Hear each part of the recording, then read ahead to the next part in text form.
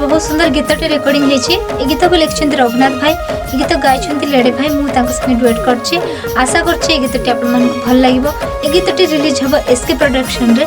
जदि आपण भल लगुच तो आम चैनल को लाइक करूँ, शेयर करूँ, सब्सक्राइब करूँ। धन्यवाद।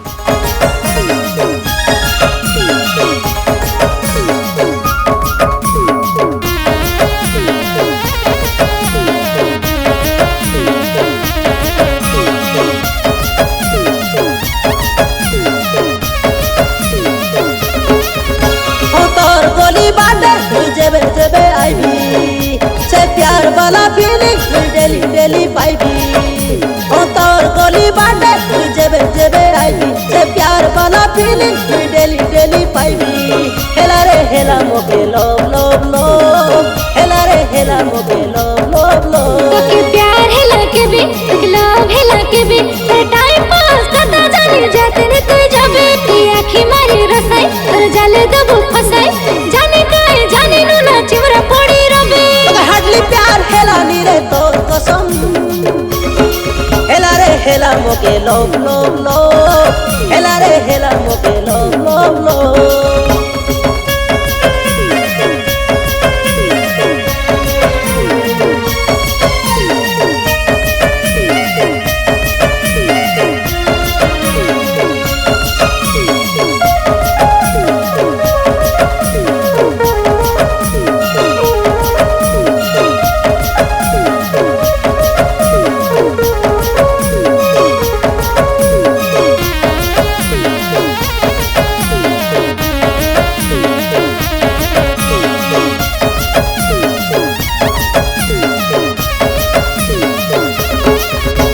छाती तो कोलानी निदो भांगी गलानी तोर कथा भाभी देले।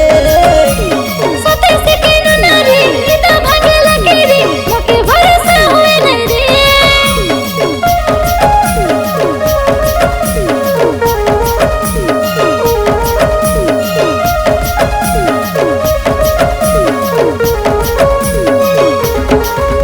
मोर छाती तो कोलानी निदो भांगी गलानी तोर कथा भाभी देले।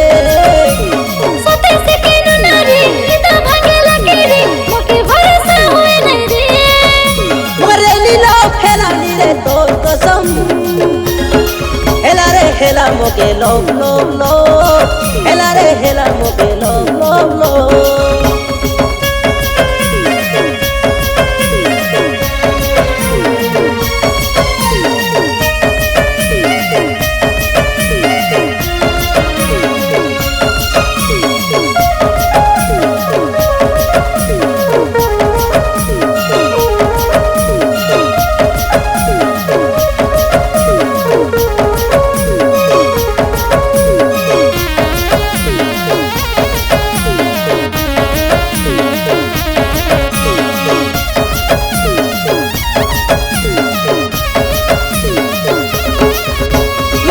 तोमर साई के झरका बाटे तुई से लुची लुची चाइते रोबे। ते आईली अमर साई के लुच लुच मगे देखेले, ये दिल पर धड़के जाए रे।